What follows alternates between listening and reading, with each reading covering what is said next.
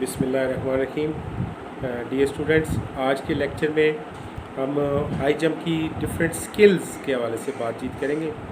जैसे कि मोस्टली आप लोग देखते हैं हाई जंप करने के डिफरेंट तरीक़ाकार हैं। हर खिलाड़ी का अपना एक स्टाइल होता है, वो अपने अपने मखसूस स्टाइल से जंप करने की सलाहियत रखता है और हर स्टाइल का वो बेनिफिट उठाता है और जिससे उसका जो जंप जो है वो ज़्यादा से ज़्यादा मौजूद और बेहतर होता है।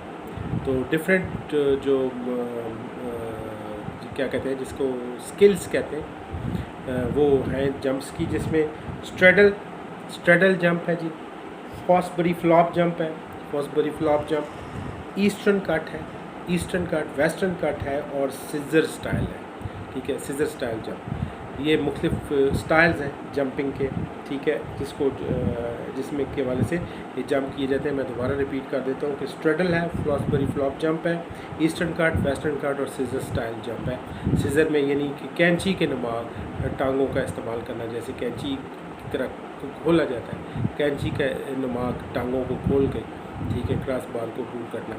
इसी तरह फ्लॉसबरी फ्लॉप जंप जो है, उसमें जो आजकल सबसे ज़्यादा मौजूद और ज़्यादा यूटिलाइज होने वाले जंपिंग स्टाइल्स हैं, उसमें से स्ट्रेडल और फ्लॉसबरी फ्लॉप का जो तरीक़ाकार है उसको ज़्यादा राइज किया जाता है, उससे मैक्सिमम खिलाड़ी जो है फ़ायदा उठाते हैं। तो फ्लॉसबरी फ्लॉप जंपिंग टेक्निक में ये होता है कि खिलाड़ी जो है जिस साइड पे जंप लगा रहा हो, क्रॉस बार या पोल जहाँ पे है, उस की तरफ देख नहीं रहा होता, बल्कि उल्टे कदमों के साथ आता है भाग के और अपनी पोजीशंस को बरकरार रखते हुए क्रॉस बार के नज़दीक अपना बॉडी बैलेंस बरकरार रखते हुए एक पाँव पे जंप लेता है और अपनी पूरी बॉडी को थ्रो करता है क्रॉस बार के अगेंस्ट। तो ये जो स्टाइल है, इसको फ्लॉसबरी फ्लॉप जंपिंग टेक्निक का नाम दिया जाता है।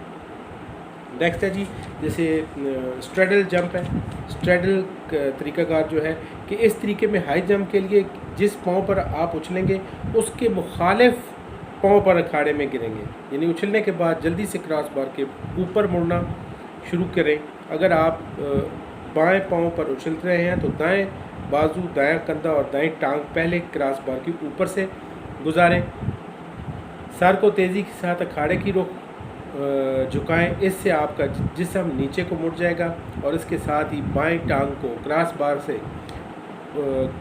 ऊपर को उठाएं और बाएं बाजू को बाएं तरफ से तेज़ी से स्विंग करें, स्विंग दें और जिस्म क्रॉस बार के ऊपर आगे की तरफ घूमने की मदद में होगा और इसके बाद आपका दायां पाँव दाएं पहलू के वाले अखाड़े में लैंड करेगा। इस जंपिंग टेक्निक को स्ट्रेडल जंप कहते हैं। फ्लॉसबरी टेक्निक को हम डिस्कस कर चुके हैं। नेक्स्ट जो चीज़ मैं आपसे डिस्कस करना चाह रहा हूँ वो जी है हाई जंप के मराहल।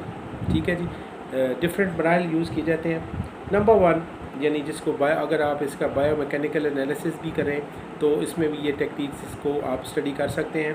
तो हाई जंप के मराहल में सबसे इम्पोर्टेंट जो पार्ट नंबर 1 पार्ट है उसको हम कहते हैं जी अप्रोच रन अप।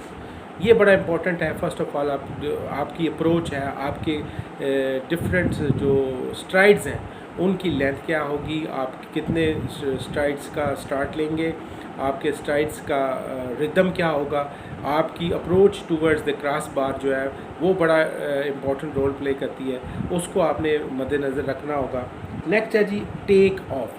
आप टेक ऑफ कैसा करते हैं, ठीक है, आपका प्रॉपर और एग्जीक्यूशन ऑफ जो टेक ऑफ है वो बहुत ही इंपॉर्टेंट जंपिंग टेक्निक में रोल प्ले करता है। ठीक है, आपका स्टाइल में, आप किस स्टाइल में जंप कर रहे हैं, आप फ्लॉसबरी फ्लॉप में कर रहे हैं, स्ट्रेडल जंप कर रहे हैं, तो उसमें आपका टेक ऑफ की पोजीशन क्या होगी, टेक ऑफ आप कैसे लेंगे और उससे टेक ऑफ से आपको किस तरह मैक्सिमम जो है वो फ़ायदा हासिल कर सकेंगे। फिर है जी आपका फ़्लाइट आपने हासिल की, टेक ऑफ के बाद आप फ्लाई करेंगे। ठीक है, फ़्लाइट का तरीक़ाकार क्या होगा, आपका बॉडी ताकि मैक्सिमम जो है एयर रेजिस्टेंस को कवर कर सके, बॉडी के ऊपर जो वेलोसिटी और अदर जैसे फ्रिक्शन का अमल है, ठीक है, वो कम से कम इन्वॉल्व हो, एयर रेजिस्टेंस कम से कम इन्वॉल्व हो, आपका बॉडी बैलेंस जो है वो प्रॉपर स्टाइल में रहे ताकि उसको क्रॉस बार के ऊपर से आप बेहतर तरीके से फ्लाई कर सकें और क्रॉस बार को अबूर करें। देन उसके बाद है जी लैंडिंग टेक्निक। लैंडिंग टेक्निक भी no doubt very important role play करती है। आपकी प्रॉपर लैंडिंग जो है, ये तमाम चीज़ें, यानी आपका टेक ऑफ, आपकी अप्रोच, आपका टेक ऑफ, आपकी फ़्लाइट एंड देन लैंडिंग, ये प्रॉपर होगी। लैंडिंग का तरीक़ाकार भी ऐसा हो जिससे मैक्सिमम आप आसानी के साथ लैंड भी कर सकें, ताकि नेक्स्ट जंप के लिए आप जो है वो तैयारी कर सकें। और प्रॉपर लैंडिंग के दौरान भी कोई ऐसी बॉडी का पार्ट दोबारा आपके क्रॉस बार को टच ना हो जिससे किसी किस्म का यानी आपका फॉल होने के चांसेस हैं। तो ये चंद टेक्निक्स थी हाई जंप के हवाले से जिसको मैंने डिस्कस किया। नेक्स्ट लेक्चर में इंशाल्लाह आपसे मज़ीद डिस्कशन होगी जी। Thank you very much.